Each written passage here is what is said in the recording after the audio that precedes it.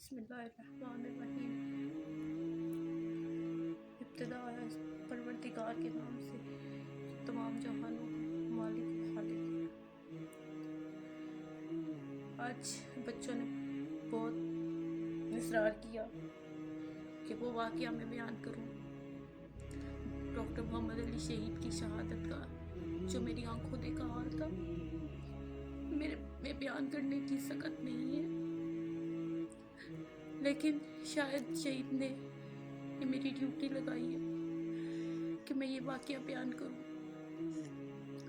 26 साल बीत चुके हैं, लेकिन ऐसा लगता है कि मैं अभी भी वहीं पे खड़ी उस वाक़ये को देख रही हूँ, जिसका मैं कहती थी काश ये मेरी आंखें जो है या वाक़या ना देख पाती, काश वो झूठ होता, काश वो दिन में ना देखती।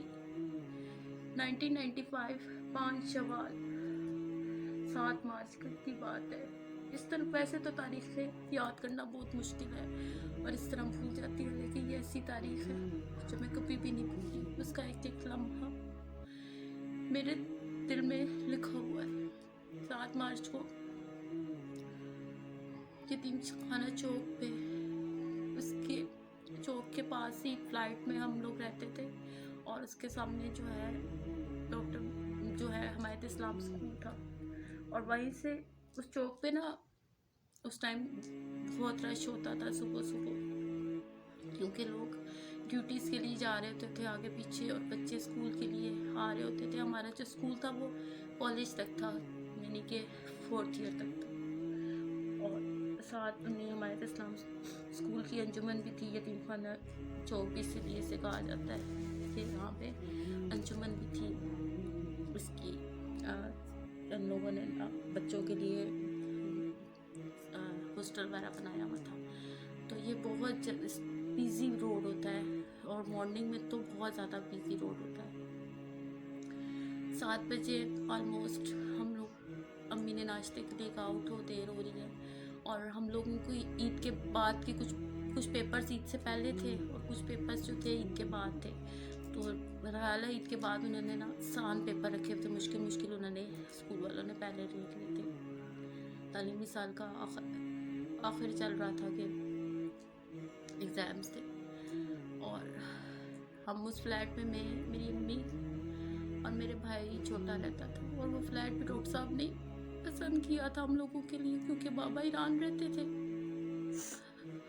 और उन्होंने कहा पहले एक घर, और बाबा ने यहाँ से 2 स्टॉप पीछे देखा था, लेकिन वो घर नहीं हुए, ऐसे ही क्वार्टर सा था। वो बहुत अंकल आए, उन्होंने देखा, उन्होंने कहा साकिब खुद ईरान चले जाओ, अगर अपनी फैमिली को इस गंदे से घर में रखोगे। नहीं, मैं ये गवारा नहीं करता कि मेरी भाभी और मेरे बच्चे जो हैं वो इस गंदे से घर में रहे।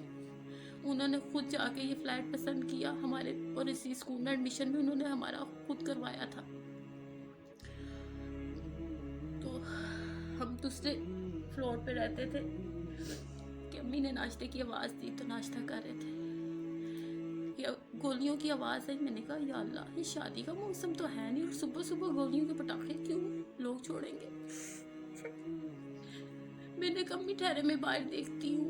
मैं भागी, बाहर बालकोनी में देखा एक रोड पे गाड़ी खड़ी है, जिस गाड़ी से मैं हो ही नहीं सकता था ना वाकिफ हूँ, क्योंकि बाहर उस गाड़ी में मैं बैठी हुई थी अंकल के साथ।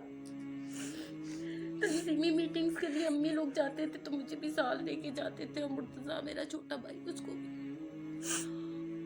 और 2 नकाबपोश लोग जिन्होंने शॉलें अपनी कंधों पे डाली हुई थी।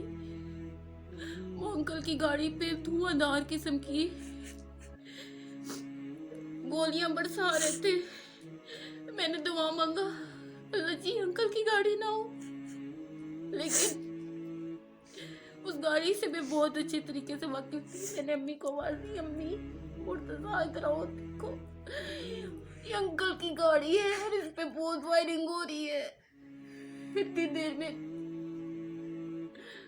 मेरे घर के बाहर की बेल बजी, मेरी फ्रेंड्स आ गई मुझे लेने के लिए। स्कूल की बेल हो चुकी है और पेपर स्टार्ट होने वाला, चलो स्कूल चलो, तुम दोनों यहाँ पे अभी तक हो। मैडम पूछ रही है कि इनका तो घर सामने है, अभी तक क्यों नहीं आए। के गले लगी। मैंने कहा वो अंकल, मेरे अंकल की गाड़ी पे फायरिंग हुई है, वो नहीं बच्चे होंगे, उन्होंने बहुत ज्यादा फायरिंग की है।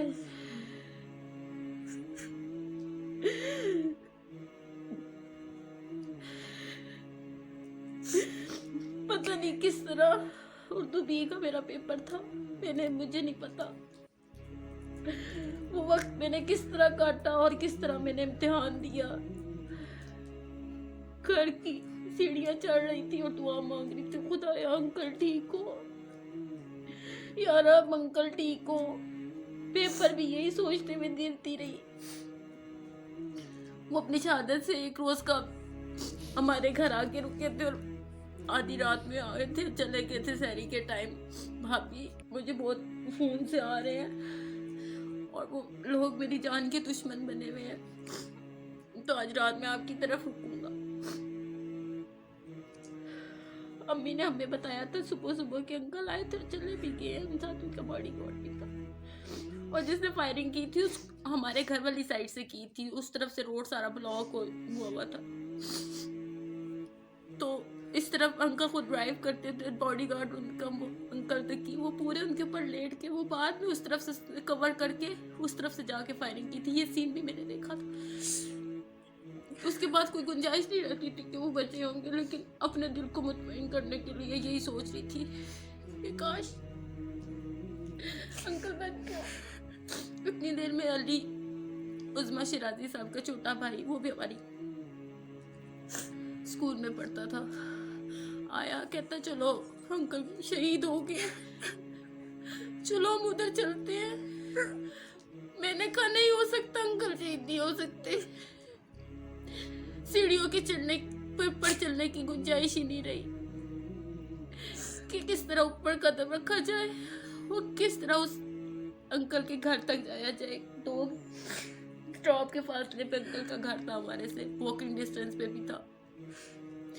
हम लोग अक्सर जाते थे, अम्मी तो रोज जाती थी उनके घर। उसके बाद मेरी अम्मी बयान करती हैं तुम लोग स्कूल गए, तो मैं ऊपर से फ्लाइट की छतों के ऊपर से गई, नीचे जाके देखा और इत्मीनान किया कि आ गया अंकल ही है। फिर आंटी को कॉल, मुझे नहीं पता, कहती है पीसीओ से मैंने किस तरह कॉल की और कहा, मुझे कहती मुझे ऐसा लगता था उनको सांस आ रही है, लेकिन खून में लथपथ अंकल में क्या सांस थी, कोई भी नहीं, वो शहीद हो चुके थे। ये ऐसा मंजर जो मेरे कल पे लिखा हुआ है और 7 मार्च का दिन आता है, वो इसी तरह फिल्म मेरी आंखों के आगे से चलती है। 26 बरस गुजर चुकी है और मुझे ऐसे ही महसूस होता है कि मैं वहीं पे फ्लैट के ऊपर बैल्कोनी में खड़ी इस मंजर को देख रही हूँ। अंकल आशिक खुदा थे, इसलिए खुदा ने उनको खरीद लिया। ऐ रब्बिल आलमीन हमें भी वैसा आशिक बना दे जैसा तू चाहता है। और अंकल से गुजारिश, आखिरत में हमारी भी सिफारिश कर दीजिएगा।